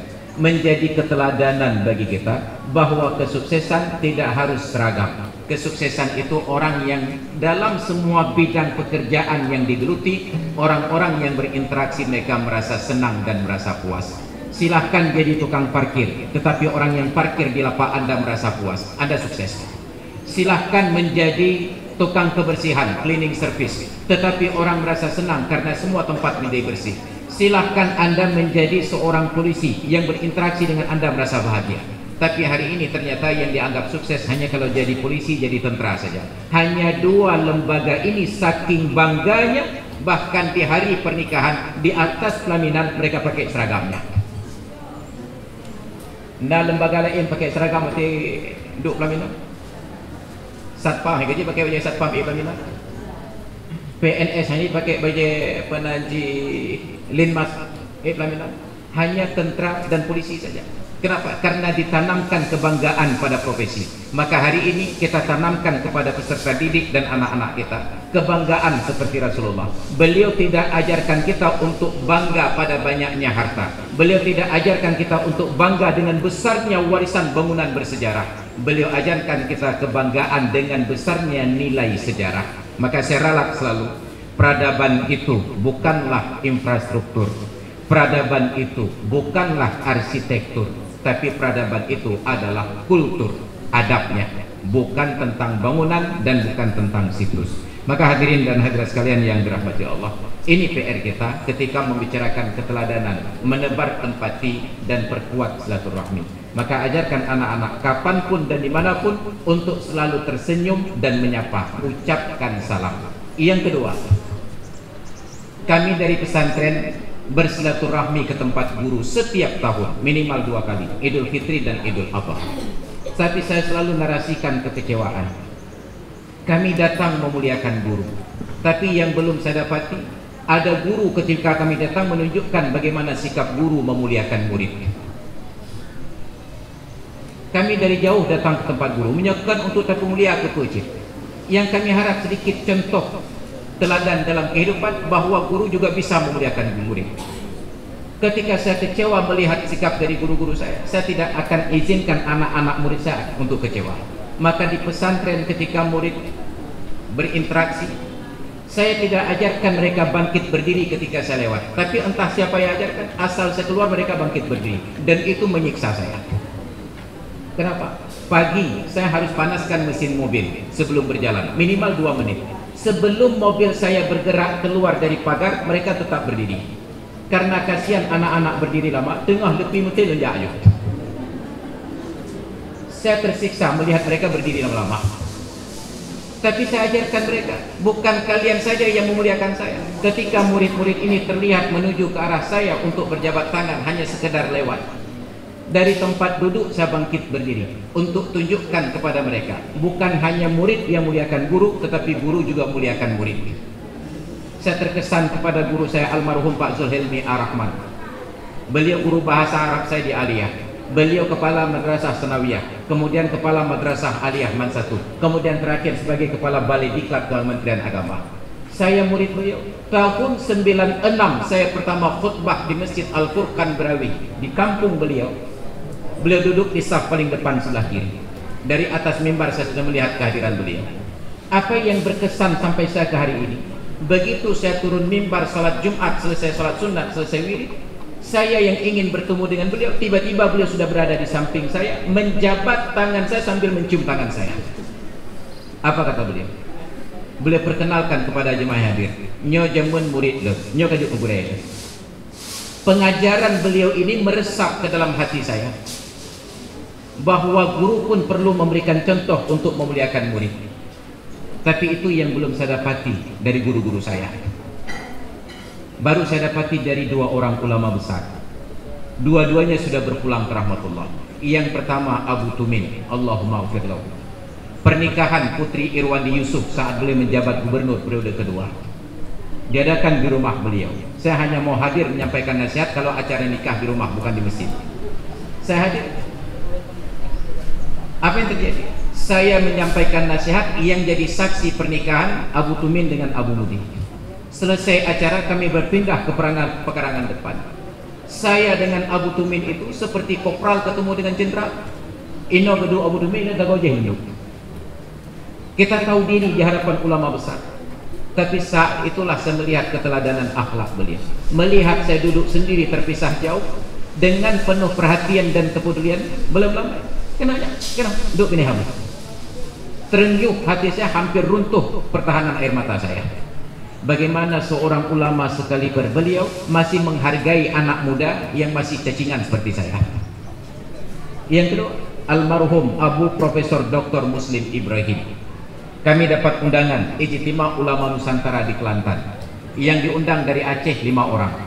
Profesor Dr. Muslim Ibrahim, Ketua MPU, Allahumma ighfir lahu. Profesor Dr. Farid Wajidi, Rektor UIN, Allahumma ighfir lahu. Profesor Dr. Syahrizal Abbas, Kepala Dinas Syariat Islam pada saat itu. Persis saat terjadi serangan gereja Singkil, beliau gagal berangkat. 3 orang profesor. Yang keempat, Profesor Dr. Masrul Aidi. Senang berdiri di depan ini. Ada Pak Jahat. So, anak pucam. Yang kelima, Ustadz Fakhruddin Lahmuddin, dan bergabung dalam rombongan kami Ketua DMI saat itu almarhum Pak Zulkifli Hasan. Kami berangkat. Saya dengan Prof Muslim berangkat di tanggal 16 bulan Oktober 2015. Beliau nenteng sebuah tas. Saya nenteng tas. Melihat usia beliau sebaya usia orang tua saya, Abu Madinah. Melihat ilmu beliau itu luar biasa jauhnya. Maka dengan hormat dan sopan saya sampaikan ke beliau. Beliau jalan sempoyongan karena usia. Abu, bah lebih tak Abu. Biar saya yang tenteng tas Abu. Apa jawaban beliau? Baik Ustaz. Anda punya tas sendiri dan saya punya tas sendiri. Masing-masing punya tanggung jawab sendiri. Beliau menolak untuk difasilitasi. Beliau tetap berjalan walaupun sempoyongan. Sampai di Kuala Lumpur, kami transit di bandara sebelum melanjutkan Kota Baru Kelantan. Duduk kami di warung pesan minuman. Saya perhatikan beliau buka HP. SMS. Saya tanya, apa soalnya WA? Saya pikir beliau mengontak seorang kawan saya. Hana dan SMS Umi dan pegah kaduk penuh. Bayangkan seorang ulama senior kacik lagi beliau, tapi masih teringat istrinya di Darussalam. Saya baru sampai ke Malaysia sudah lupa istri saya di Johor. Maka melihat beliau SMS istri, saya pun SMS istri. HP saya dengan beliau lebih canggih HP saya. Beliau HP Samsung Galaxy S1, saya sudah S4. Saya nggak ketik satu-satu, saya swipe. Beliau perhatikan dengan sesama. Canggih tak HP Ustaz. Saya bergurau dengan beliau. Nyakan HP canggih Abu, ci urang canggih saya. Ini perunau dah Ustaz. Gad Abu. Kita di Kelantan 3 hari 3 malam. Saya akan ajarkan Abu. Di Kelantan kami bukan hanya satu kamar tapi satu ranjang. Pasangan LGBT. Saya perhatikan akhlak beliau. 3 malam di hotel bintang 5, tengah malam tetap bangun tahajud. Saya simpan di HP, saya putu beliau sedang tahajud. Baik fikir tentang Abu punya kabar hotel hana tahajud. Tahajud dia. Ilmunya hana tahajud. Ibu putu-putunya tahajud. Saya ajarkan semua rahasia Android. Begitu pulang sampai di bandara SIM, saya keluar dengan beliau karena difasilitasi oleh pemerintah hana payah lewat imigrasi. Saya dijemput oleh istri. Dengan hormat beliau bertanya, Ustaz, yang tahu Umi, istri saya itu layak jadi cucu beliau. Tapi karena beliau menghargai saya, untuk istri saya pun beliau tetap bahasakan dengan kata Umi. Ustaz, yang tahu Umi. Saya jawab ke beliau, nyang yang raya panjang boleh dada sebelah. Istri saya itu 155 tingginya. Langsung beliau datangi istri saya, beliau jabat tangan sambil berucap, nih, nyan Ustaz Gurel. Makanya bapak-bapak yang macam-macam dengan saya. Dom Profesor Dr. Muslim Ibrahim Gum Gurel. Nyan Ustaz Gurel kata beliau. Kaget istri saya. Sampai dalam mobil istri bertanya, bang, Gurel pun kepegah dia Abu Muslim. No? Saya jawab, Gurel Android. Keteladanan dari seorang ulama menjalankan ajaran Sayyidina Ali. Ana abdu man 'allamani walau harfan. Saya adalah budak dari orang yang sudah ajarkan saya walaupun materi pelajarannya adalah 1 huruf. Lau syaa ba'a, kalau dia mau dia boleh jual saya. Walau syaa a'taqa, dan kalau dia mau dia boleh merdekakan saya. Maka keteladanan ini harus kita bangkitkan lagi di tengah-tengah dunia pendidikan. Murid memuliakan guru dan guru pun tetap memuliakan muridnya. Maka apabila konsep ini kita jalankan, insya Allah interaksi di dunia pendidikan akan semakin mengikat tanpa keterlibatan pihak lain sama sekali. Maka hadirin dan hadirat sekalian yang dirahmati Allah, bahagian dari pelajaran kita hari ini adalah sikap empati.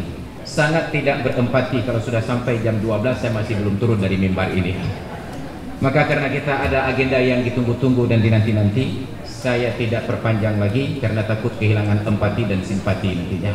Untuk keberkahan majelis, mari sama-sama kita tengadahkan tangan sambil mengamini doa yang saya bacakan. A'udzu billahi minasyaitonir rajim. Bismillahirrahmanirrahim. Alhamdulillahi rabbil alamin. Wassalatu wassalamu ala sayyidina Muhammad wa ala alihi wa sahbihi ajma'in. Rabbana zalamna anfusana wa in lam taghfir lana wa tarhamna lanakunanna minal khasirin. Rabbana la tu'akhizna in nasina aw akhtana. ربنا ولا تحمل علينا إصرا كما حملته على الذين من قبلنا ربنا ولا تحملنا ما لا طاقة لنا به واعف عنا واغفر لنا وارحمنا أنت مولانا فانصرنا على القوم الكافرين ربنا لا تزغ قلوبنا بعد إذ هديتنا وهب لنا من لدنك رحمة إنك أنت الوهاب ربنا هب لنا من أزواجنا وذرياتنا قرة أعين واجعلنا للمتقين إماما اللهم اغفر لنا ذنوبنا ولوالدينا وارحمهما كما ربيانا صغارا ولجميع المؤمنين والمؤمنات والمسلمين والمسلمات الأحياء منهم والأموات إنك سميع قريب مجيب الدعوات يا قاضي الحاجات اللهم اغفر للأموات المؤمنين واجعلهم في ألحادهم مطمئنين ربنا أوزعنا أن نشكر نعمتك التي أنعمت علينا وعلى والدينا وأن نعمل صالحا ترضاه وأصلح لنا في ذرياتنا وأدخلنا برحمتك في عبادك الصالحين اللهم أعز الإسلام والمسلمين وأهلك الكفرة والمبتدعة واليهود والمنافقين أعداءك أعداء الدين اللهم انصر الإخواننا المسلمين المجاهدين في فلسطين اللهم انصر الإخواننا المسلمين المجاهدين في غزة اللهم انصر الإخواننا المسلمين المجاهدين في كل مكان في أرضك يا رب العالمين اللهم انصرهم على أعدائهم ووحد صفوفهم وثبت أقدامهم وسدد رميهم وأفرغ الصبر على قلوبهم واجمع كلمة أوليائهم برحمتك يا مجيب السائلين اللهم أعز الإسلام والمسلمين وأعلي كلمتك إلى يوم الدين اللهم اجعل جمعنا هذا جمعا مرحوما وتفرقنا من بعده تفرقا معصوما ولا تجعلنا ولا فينا شقيا ولا محروما اللهم تقبل منا دعاءنا إنك أنت السميع العليم وتب علينا إنك أنت التواب الرحيم ربنا آتنا في الدنيا حسنة وفي الآخرة حسنة وقنا عذاب النار. وصلى الله على سيدنا محمد وعلى آله وصحبه أجمعين والحمد لله رب العالمين. الفاتحة. أعوذ بالله من الشيطان الرجيم. بسم الله الرحمن الرحيم.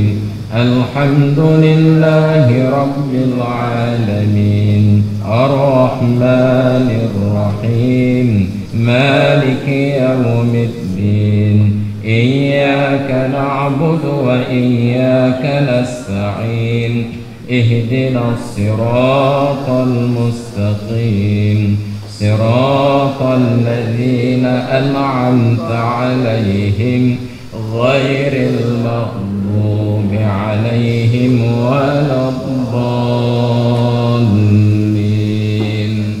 آمين. صلى الله ربنا على نور العالمين محمد المصطفى سيد المرسلين وعلى آله وصحبه أجمعين. صلى الله ربنا على نور العالمين محمد المصطفى سيد المرسلين وعلى آله وصحبه أجمعين. صلى الله ربنا على نور العالمين محمد المصطفى سيد المرسلين وعلى آله وصحبه أجمعين. Terima kasih atas perhatian dan mohon maaf atas segala kekurangan. Hadanallahu wa iyyakum ajma'in. Assalamualaikum warahmatullahi wabarakatuh.